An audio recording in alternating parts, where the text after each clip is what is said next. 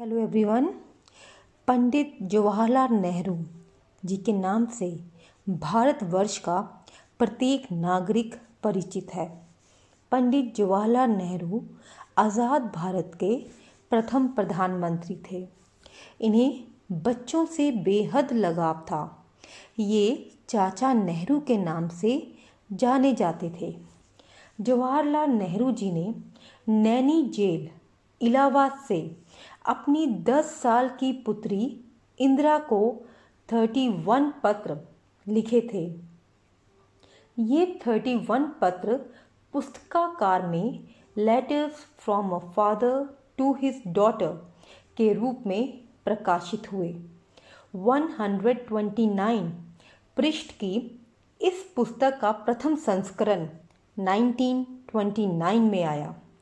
इस पुस्तक का हिंदी रूपांतरण पिता के पत्र पुत्री के नाम मुंशी प्रेमचंद जी द्वारा किया गया।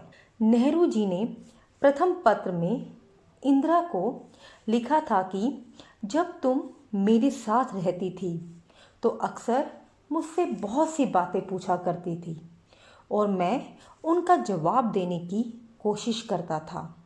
लेकिन अब जब तुम मसूरी में हो और मैं इलाहाबाद में, हम दोनों इस तरह की बातचीत नहीं कर सकते।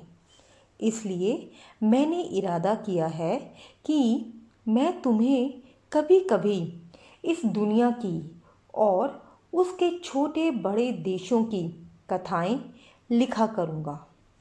नेहरू जी द्वारा पत्र लिखने का उद्देश्य अपनी पुत्री को देश विदेश की कथाएं सुनाना और उससे संबंधित जानकारी प्रदान करना था। मिस्र की यात्रा पत्र में उन्होंने लिखा है कि पुराने ज़माने के शहरों और गांवों के लोगों के विषय में जानकारी, उनके द्वारा बनाए हुए बड़े बड़े मकानों, इमारतों, पत्थर की तख्तियों की लिखावट और पुरानी किताबों से मिलती है।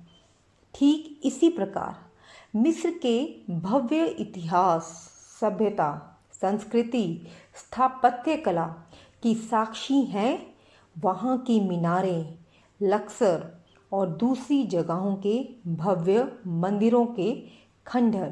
प्राचीन मिस्र का नाम आते ही मम्मी, मकबरे, पिरामिड जैसे चित्र हमारी आँखों के सामने घूमने लगते हैं।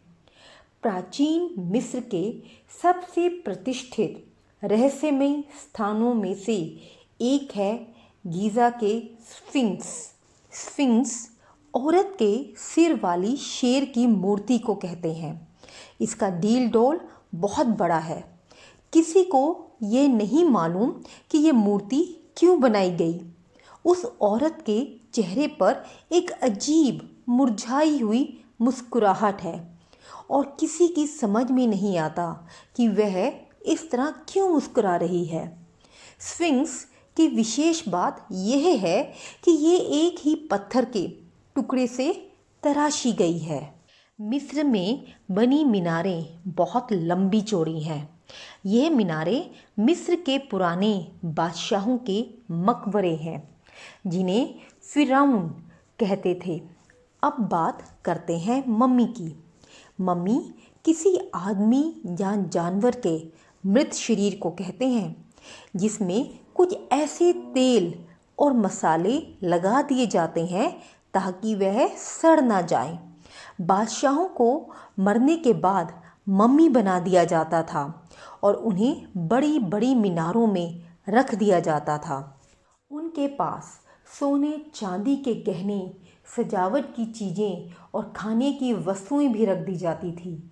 लोगों का विचार था कि शायद मरने के बाद भी उन्हें खाने की आवश्यकता रहेगी। 2-3 साल हुए कुछ लोगों ने इनमें से एक मीनार के अंदर बादशाह की मम्मी पाई जिसका नाम तूतन खामीन था। उसके पास बहुत सी खूबसूरत और कीमती चीज़ें रखी हुई मिली। तो स्टूडेंट्स, मिस्र की यात्रा पत्र को यही अल्प विराम देते हुए हम इस पत्र का शेष भाग अगले वीडियो में जानेंगे। तब तक आप मिस्र की सभ्यता के विषय में जानी गई बातों का आनंद लीजिए। धन्यवाद।